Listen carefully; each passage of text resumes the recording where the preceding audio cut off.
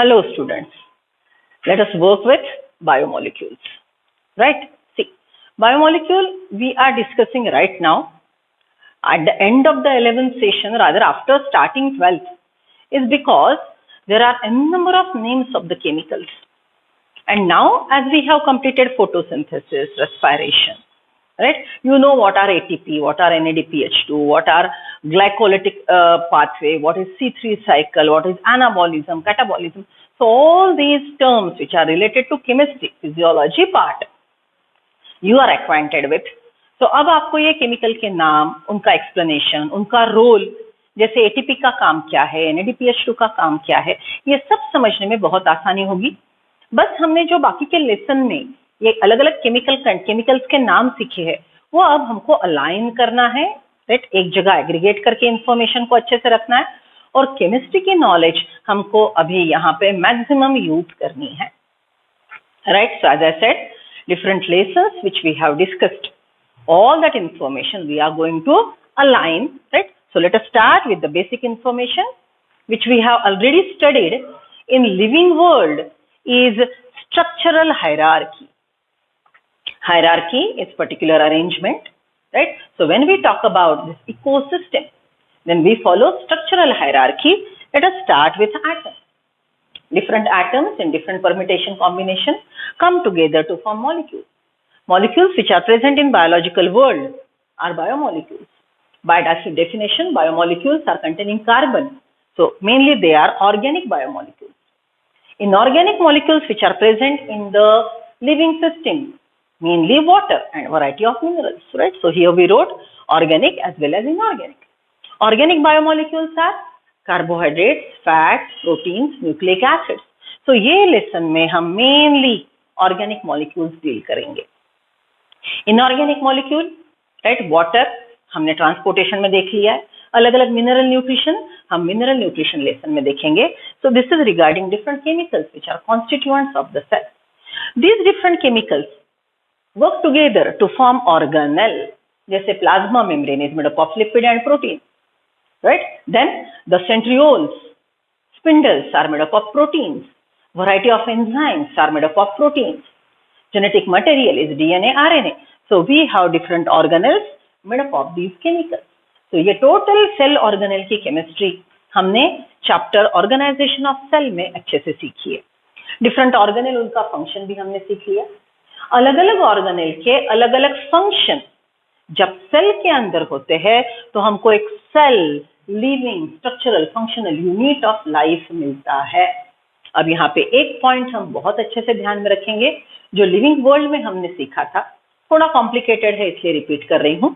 Total structural hierarchy में from atom to cell and even further the structures which are present at lower rank, right? अलग अलग atom, ये basic जो rank है, okay, level है, अलग अलग एटम का बिहेवियर, एक दूसरे से इंटरेक्शन मॉलिक्यूल में देखेगा.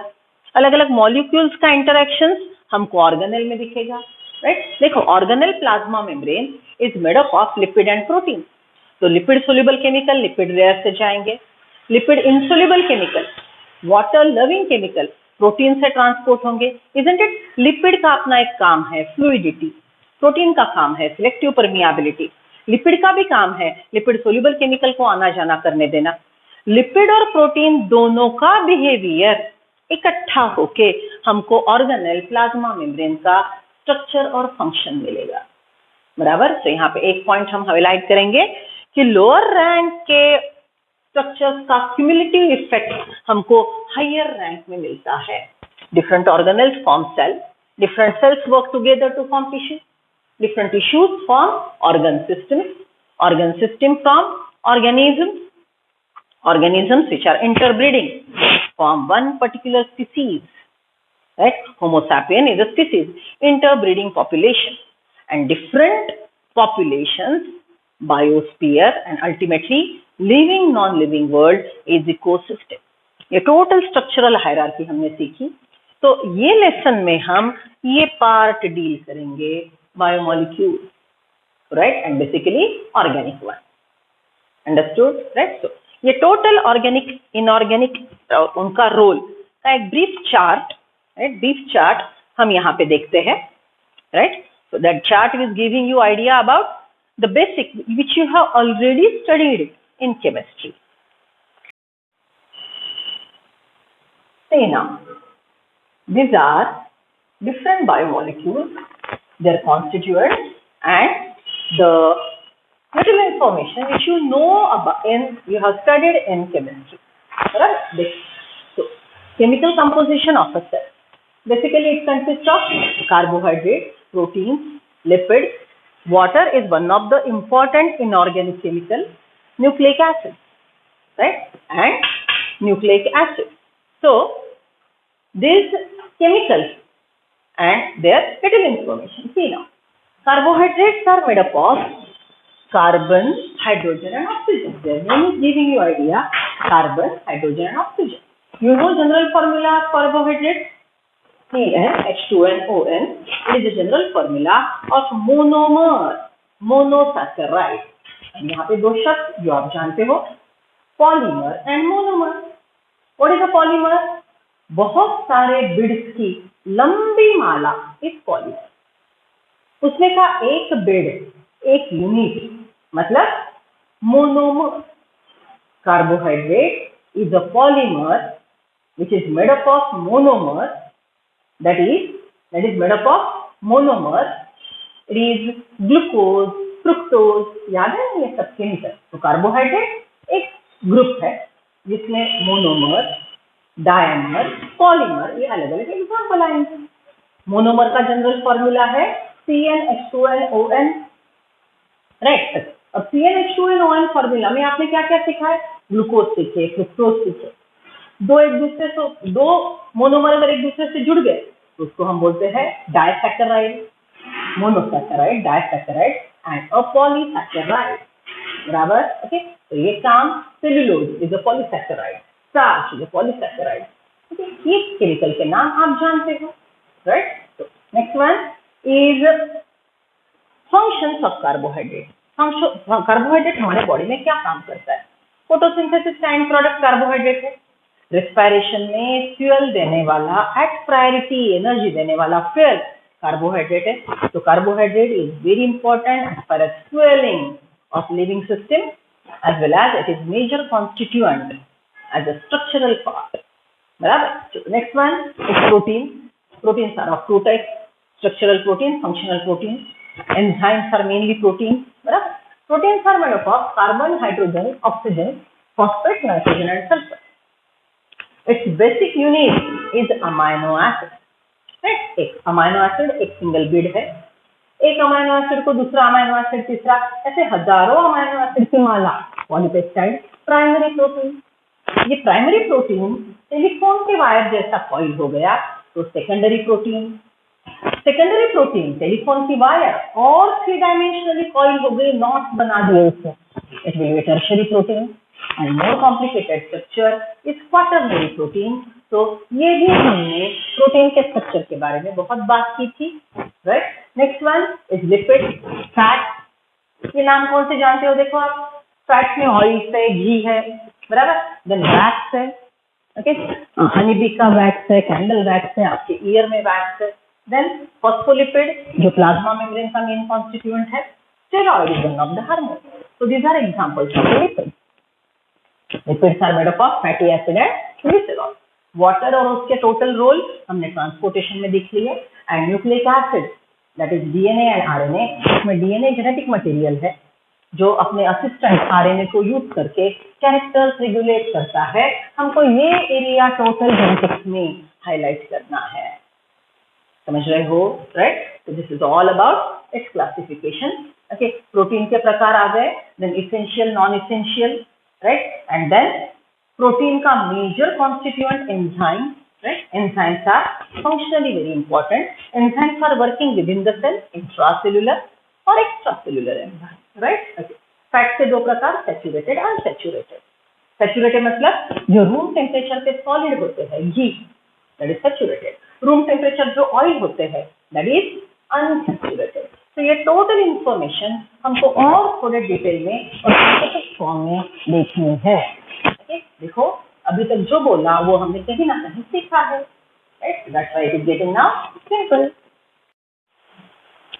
See, simple method of analyzing the biomolecules present in it, right? तो यहाँ पे हमने जो फ्लो चार्ट में बताया है, see, take living tissue, vegetable piece, maybe liver, grind it, right? Grind it in, that living tissue will be grind in trichloroacetic acid in a pestle, right? On a chisel, whatever, it is mixed. ये जो आपको मिलेगी crush करने के बाद thick slurry को हम filter करेंगे. फिल्टर करने के बाद हमको दो कंपोनेंट मिलेंगे. देखो, वो थिक स्लरी आपने फिल्टर पेपर पे डाल दी, तो कुछ केमिकल जो पोर साइज जो मॉलिक्यूल का पार्टिकल कम है, छोटा है, पोर साइज से छोटा है, वो फिल्ट्रेट में चला जाएगा और थिक स्लरी रिटेनेंट ऊपर रहेगा. तो छोटे पार्टिकल नीचे चले गए फिल्ट्रेट में, बड़े पार्टिकल मैक्रोमोलिक्यूल ऊपर रहे रिटेनेंट में, बराबर. तो इसके लिए साइंटिफिक वर्ड क्या है? जो फिल्ट्रेट हो गया एसिड सोल्यूबल पूल, जो ऊपर रह गया acid insoluble pool. That is what we discussed here in the flow chart, बराबर. ये इतना एक्सप्लेन करने के लिए एनसीईआरटी वालों ने पूरा एक पैराग्राफ लिखा है. So we are reading it. See, how to analyse the chemical composition, right. See, we can take any living tissue, vegetable piece or liver and can grind it in trichloroacetic acid using a mortar or a pestle. We take a thick slurry. If we were to strain this through a cheesecloth or cotton, we would obtain two fractions. One is called filtrate, जो नीचे चला गया, और more technically acid soluble pool, right? It will be acid soluble pool. यहाँ पे micromolecule है, यहाँ पे इसका साइज मेंशन किया है. एंड रिटेनेंट और the acid insoluble fraction. Scientist को ये दो मिले, acid soluble micromolecule, acid insoluble जो ऊपर रह गए, which are bigger is molecule. Scientists have found thousands of organic compound in acid soluble pool. अब उसका फर्दर एनालिसिस किया, अलग अलग सेपरेशन के मेथड्स यूज किए, राइट. और अलग अलग सेपरेशन के मेथड से इसमें से कौन से केमिकल है वो साइंटिस्ट लोगों ने ढूंढ के निकाला. In higher classes you will learn about how to analyse a living tissue sample and identify a particular organic compound.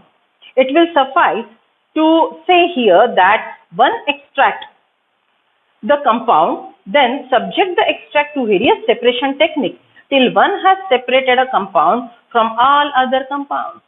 ये जो मिक्सचर है कंपाउंड का, कुछ सोल्यूबल केमिकल है, कुछ इनसोल्यूबल केमिकल है, कुछ ऊपर बचे हैं, बराबर है. ये सोल्यूबल केमिकल में भी जो नीचे गए हैं उसका आपको प्रेसिपिटेट मिलेगा. तो सेटलमेंट होने दो, फिल्टर करो, सेटलमेंट होने दो, फिल्टर करो, राइट. या फिर इवेपोरेशन करो, वैक्यूम इवेपोरेशन करो, राइट. या फिर what you can do, chromatography, auto radiography, centrifugation, ये अलग अलग टेक्निक से हमने इसको सेपरेट किया. In other words, one isolated and purified a compound. Analytical techniques, when applied to the compound, give an idea of molecular formula and probable structure of a compound. All the carbon compounds that we get from living tissue can be called biomolecules. However, living organisms have also got inorganic elements and compound in them. Water, कुछ minerals, उसमें inorganic chemical भी रहेंगे. How do we experiment has done? One weighs a small amount of tissue, say a leaf or a liver tissue, and dry weight. बराबर. अब देखो, एक analysis हो गया मैक्रोमोलिक्यूल माइक्रोमोलिक्यूल का. अब एक छोटा डिस्ट्रक्टिव एक्सपेरिमेंट करते हैं जिसमें हमको एक लिविंग स्ट्रक्चर में, ओके, कौन से ऑर्गेनिक केमिकल है, कौन से इनऑर्गेनिक केमिकल है, उनका वेट का प्रोपोर्शन क्या है, वो देखने के लिए ये एक्सपेरिमेंट है. Take a leaf, allow it to dry, उसको पूरा ड्राई होने दो, माइक्रोवेव में घुमा के फिर ड्राई करो, बराबर. तो यहाँ पे हमको कुछ फॉर्मूलाज मिलेंगे, राइट. सी, यहाँ पे देख रहे हो ना, राइट. सी, टोटल वेट जो आपने fresh organic matter, fresh leaf लिया है, total weight, it is fresh weight, total weight that is fresh weight is equal to organic matter plus inorganic matter, right, plus water. Total weight, fresh weight is equal to organic matter, inorganic matter plus water. बराबर, इसमें हमको और total weight, fresh weight is equal to organic matter, inorganic matter plus it will be having water. बराबर, right. तो यहाँ पे water आने के बाद ये टोटल इसका फ्रेश वेट हो गया. यहाँ पे आप आगे वाटर लिखोगे. बराबर. अच्छा, ये है fresh water, fresh weight, weight, right. अब इसको हमने पूरा ड्राई किया तो वाटर इवेपोरेट हो गया, तो हमको मिलेगा dry weight. So dry weight is equal to total weight minus water. और एक फॉर्मूला आपको ऑप्शन में कुछ भी पूछा जा सकता है, राइट. अब ड्राई वेट जो है, ड्राई वेट में कितना ऑर्गेनिक है और कितना इनऑर्गेनिक है, इसके लिए हम क्या करेंगे, ये ड्राई वेट वाले कंटेंट को जला देंगे तो हमको ऐश मिलेगी, right. Burn it completely to ashes. Burn करने के बाद, एशेस मिलने के बाद हमको ऐश का वेट मिलेगा. जो बर्न नहीं हुआ वो इनऑर्गेनिक मटेरियल है और जो बर्न हो चुका वो ऑर्गेनिक मटेरियल है. ऑर्गेनिक मटेरियल बर्न होता है क्योंकि उसके पास एनर्जी रिच बॉन्ड होते हैं. रेस्पिरेशन में भी हम ऑर्गेनिक मॉलिक्यूल को तोड़ के एनर्जी रिच बॉन्ड की एनर्जी बाहर निकाल के, राइट, उसमें से ऑर्गेनिक मॉलिक्यूल का एनर्जी निकाल के इनऑर्गेनिक केमिकल को बॉडी से रिलीज कर देते हैं. तो बर्निंग इज लाइक रेस्पिरेशन. बराबर. तो बर्न करने के बाद ऑर्गेनिक कंपाउंड ये वाले जल गए, इनऑर्गेनिक कंपाउंड बच गए. बराबर. इनऑर्गेनिक कंपाउंड अब ऐश में है. So are you getting the three formulas. Total weight is equal to organic weight, inorganic weight plus water. यहाँ पे वाटर लिखना मत भूलो. Second one, dry weight is equal to total weight minus water. बराबर. Dry weight में है organic, inorganic. जलाने के बाद ऐश में जो गया वो है इनऑर्गेनिक, तो जो जल गया वो है organic matter, right. So that is what is the experiment. See, one weigh a small amount of living tissue and dry it. All the water evaporate. The remaining material gives dry weight. Now, if a tissue is fully burned, all the carbon compounds are oxidized. जला देंगे हम organic compound को to gaseous form CO2 water vapor and are removed. वो जल गए, वो निकल गए. What is remaining is called ash and in ash contains inorganic nutrient. तो ये पूरा पैराग्राफ हमने तीन फॉर्मूला में लिख दिया, राइट. ओके, चलो next one. Inorganic compound like sulphate, phosphate etcetera are also seen in acid soluble pool. बराबर. अब हम दोनों एक्सपेरिमेंट को कंपेयर कर रहे हैं. पहला एक्सपेरिमेंट क्रश करके acid soluble pool, insoluble pool हमको अलग से मिला था. ये हमने बर्निंग करके ड्राई वेट, वेट किया था. बराबर. अब एसिड सोल्यूबल पूल में क्या क्या होंगे, कुछ ऑर्गेनिक केमिकल होंगे, सोल्यूबल इनऑर्गेनिक केमिकल भी होंगे, और जो बड़े मॉलिक्यूल है वो ऊपर रिटेनेंट में रहेंगे जो नीचे फिल्टर नहीं हुए. बराबर. चलो देखो. Therefore, elemental analysis gives the elemental composition of living tissue in the form of hydrogen, oxygen, chlorine, carbon, etc. While analysis of compound gives us an idea about organic and inorganic constituent. Table number 9.2. Okay, चलो अब हमको table 9.1 भी देखना है और table number 9.2 भी देखना है. टेबल नंबर 9.2 में जो कंटेंट है वो हमने यहाँ पे एक सिंपल लाइन में लिख दिया है. यहाँ पे सिंपल लाइन में ये इंफॉर्मेशन आ गई थी. Inorganic material sodium, potassium, calcium, Mg, H2O, NaCl, CaCO3, PO4 and SO4. तो ये पूरी लाइन आपको इनऑर्गेनिक केमिकल का कंपोजिशन बताएगी, राइट, जो चार्ट नंबर 9.2 में भी है. बराबर. ओके, अब चार्ट नंबर 1 की बात करते हैं, 9.1 की बात करते हैं. 9.1 में हमको अर्थ क्रस्ट, राइट, 9.1 में हमको अर्थ क्रस्ट और लिविंग मैटर में क्या क्या है वो देखना है.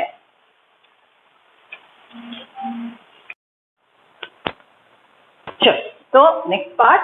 Now actually we are discussing the biomolecule. Let us start with amino acids, which is the building block of protein. बराबर. So see, this is general formula of amino acid. बच्चों notes लिखेंगे पेज नंबर के अनुसार. So see, it is written page number 143, 144, right? General formula of amino acid.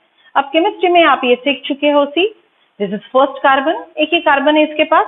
Carbon को COOH, एक amino group, एक R group और एक H group जुड़ा है. All are attached to first single carbon, alpha carbon. तो ऐसे अमाइनो एसिड को बोलेंगे अल्फा अमाइनो एसिड. बराबर. अब ये अमाइनो एसिड का फॉर्मूला ध्यान में रखते हुए, ये अमाइनो एसिड का फॉर्मूला ध्यान में रखते हुए हमको बाकी के पॉइंट्स देखने हैं. चलो, so where we are 143, 44 page number का कंटेंट देख रहे हैं. Amino acids are organic compounds containing an amino group. ये देखो, राइट, ये है इसका amino group, right. This is its amino group, this is carboxyl group. बराबर. See, organic acid contain amino group and acidic group as a substituent of the same carbon, the alpha carbon, hence they are called alpha amino acid. एक ही carbon को दोनों जुड़े हैं, एक ही carbon को दोनों जुड़े हैं, तो इसको हम बोलेंगे alpha amino acid. They are substituents methanes, right. अब ये केमिस्ट्री की लैंग्वेज है. There are 4 substituent groups occupying the 4 valency. Carbon के 4 वैलेंसी को एक COH, एक अमाइनो, एक R और H ग्रुप है. बराबर. So there are 4 valencies satisfied by these 4 groups. These are hydrogen carboxyl amino group and variable group designed as R group. ये R group बदलता जाएगा. कभी ये R group हाइड्रोजन है, कभी CH3 है, कभी इथाइल है. अकॉर्डिंगली अमाइनो एसिड का प्रकार बदलेगा. राइट. चलो, पेज टर्न करो सब लोग. पेज नंबर 145 पे आ जाओ. वहां पे डायग्राम दिए हैं अमाइनो एसिड्स. मिल गए अमाइनो एसिड के डायग्राम. राइट. देखो, पहला है ग्लाइसिन का. ये R की जगह H लिखा है. Can you compare? See, I can show you the same diagram here, but I am forcing you to read NCERT, क्योंकि NCERT का कंटेंट ही एग्जाम में आएगा. तो प्लीज टैली करके देखो. राइट. सो R ग्रुप अगर H है तो वो है ग्लाइसिन. अगर R ग्रुप हो गया CH2, अगर CH3 है वो, राइट, एक कार्बन की वैलेंसी वहां पे कम होगी. ये R ग्रुप अगर CH3 हो गया तो वो गया अमाइनो एसिड एनिलीन. और अगर R ग्रुप CH2OH है तो इट विल बी सेरीन. आगे तीनों कंपाउंड समझ में, राइट. चलो, so we are reading the R group is the proteinaceous amino acid, could be hydrogen, called amino acid is glycine, methyl group aniline, and hydroxymethyl, it will be serine. There are 3 of the 20 are shown in figure 9.1, right. 3 diagram यहाँ पे हमको बताए गए हैं. अब हम amino acids के बाकी के प्रॉपर्टीज देखेंगे. बराबर है. अमाइनो एसिड्स के हम बाकी के प्रॉपर्टीज देख रहे हैं. Right. See now, first point will discuss. Right. First point we'll discuss. See, first point here is the structural unit of protein is amino acid. Structural unit of protein is amino acid. Second, building block of protein is amino acid. अब ये additional point है, the structural unit of kinetochore, because it is also made up of protein. It is amino acid. An organic compound having amino group and an acidic group as a substituent as same alpha carbon, hence known as alpha amino acid. Same NCERT की alpha amino acid की definition. The amino acids are substituted methanes, right? उनके साथ कुछ chemical substitute करके वो methane का ही form है. The 4 substituent groups, right? अब देखो 5वीं बार क्लास में हम रिवाइज कर रहे हैं. 4 substituent groups are carboxyl group, second one hydrogen group, third one amino group, and last one functional, that is R group. आ गए ये सब पॉइंट NCERT के. चलो, next one. See, types. We are talking about types. बराबर. See now, the 4 constituent हो गए. अब यहां पे आएंगे हम. The amino acids are mainly based on the nature of amino acid is mainly based on, सबसे टॉप की लाइन देख लो बच्चों, this one, right? See, the amino acids are mainly based on nature of R group. It is based mainly on nature of R group. See this one. R group बदल गया तो amino acid का प्रकार बदलते जाएगा, बराबर. Second one, based on involvement in formation of protein. कुछ amino acid protein बनाने के लिए यूज होंगे, कुछ नहीं होंगे, राइट. तो उसके अनुसार हमने और दो प्रकार बनाए हैं. Based on involvement in the formation of protein, the amino acids are acid present in the cells are classified into two types, and they are non-protein amino acid which do not form protein. About 170 amino acids are like that, and proteinaceous amino acid which form protein. There are 21 amino acids which are used in formation of proteins. Okay, second next point, types. R group is hydrogen, then it is glycine, aline, serine. बराबर. अभी हमने इसके diagram भी देखे, बराबर. And last is, see this one, nature of amino acid is based on number of amino in carboxylation group, बराबर. In carboxylation group, carboxylic group, right? So कुछ amino acid acidic है, बेसिक है. अब आप यहाँ पे हंसेंगे कि अमाइनो एसिड बोलते हो और उसको बेसिक बोलते हो. अब उसके अमाइनो ग्रुप ज्यादा बढ़ गए तो उसकी केमिस्ट्री बदलती है. COOH एसिडिक ग्रुप बदल गए ज्यादा तो उसका केमिस्ट्री बदलता है. So you better know about the chemistry. So some are acidic amino acid, example glutamic acid. Basic amino acid is lysine, and neutral amino acid is valine. And some are aromatic amino acids. बराबर. अब ये जो पूरा part है, ये रट्टा part हमको देखना पड़ेगा, right? So this is the entire content about amino acids. Okay, chalo, come to next part, that is lipids. Next part will be lipids, right?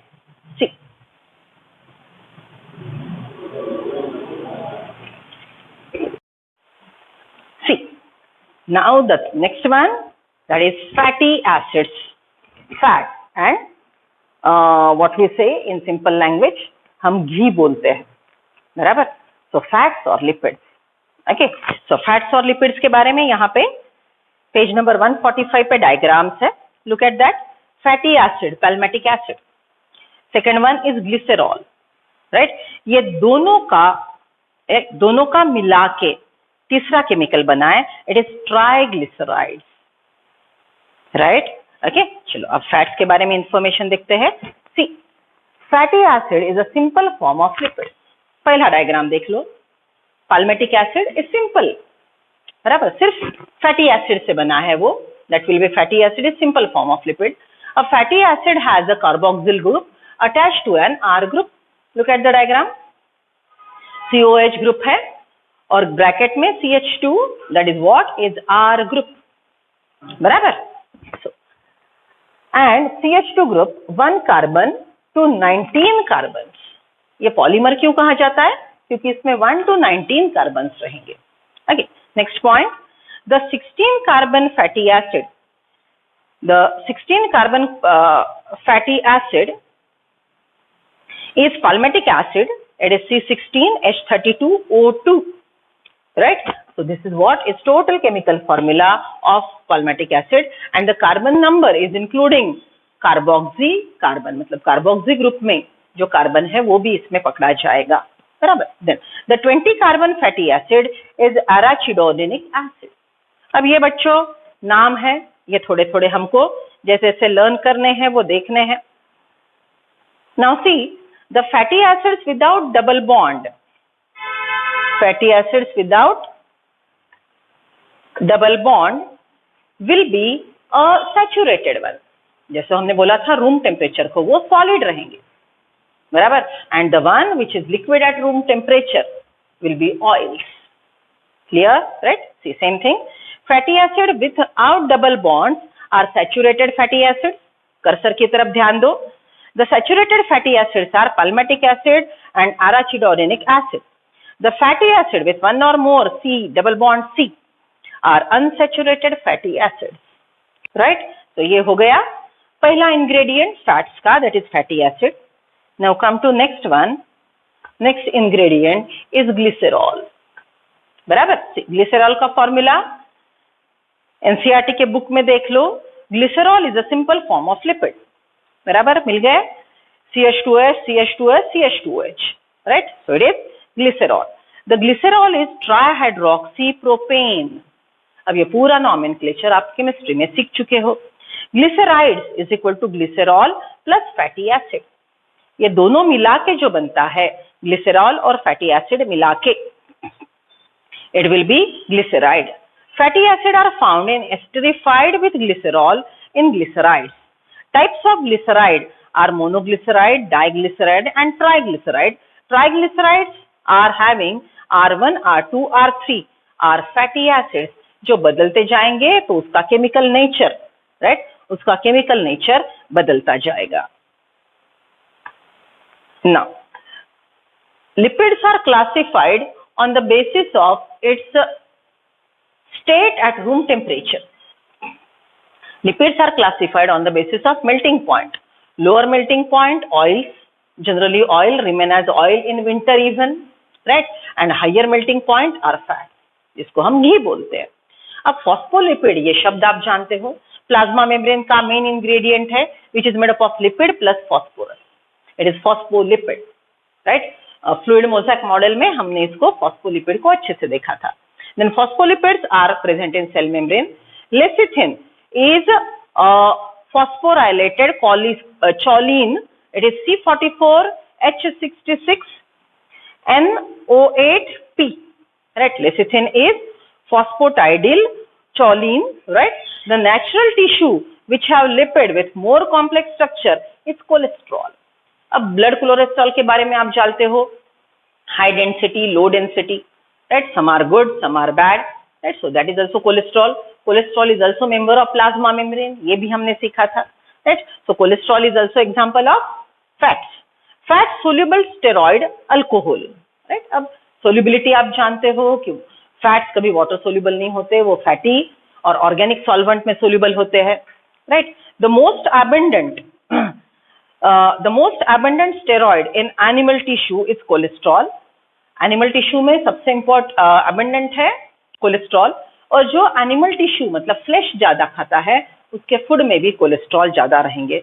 The site of synthesis of cholesterol is liver, right. Okay, अब देखो ये total in general information थी, ये total in general information थी. और आप देख के ही बता सकते हो कि ये पूरा मैं आपको केमिस्ट्री पढ़ा रही थी, राइट. सो आपने ये बेसिक यूनिट ध्यान में रखने हैं, उनका सेल में कहाँ पे ऑकरेंस है ये समझना है. अब इसके इंटरैक्शन और बाकी के जो डिटेल इंफॉर्मेशन है हम एक एक ग्रुप को लेके अच्छे से पढ़ेंगे. एक बार डीएनए आरएनए लेंगे, एक बार कार्बोहाइड्रेट्स लेंगे, एक बार प्रोटीन्स के साथ एंजाइम और लिपिड्स, ऐसे सेक्शन वाइज सीखेंगे. तो कल से हम इसके आगे का पार्ट है न्यूक्लियोटाइड्स. सो न्यूक्लियोटाइड, उसका स्ट्रक्चर, उसके बॉन्डिंग और उससे बनने वाला डीएनए, यहां से हम पूरा जेनेटिक्स शुरू करेंगे, right. So this is just introduction about biomolecules. अब डिटेल में हम इसके आगे सीखेंगे. Have a nice day.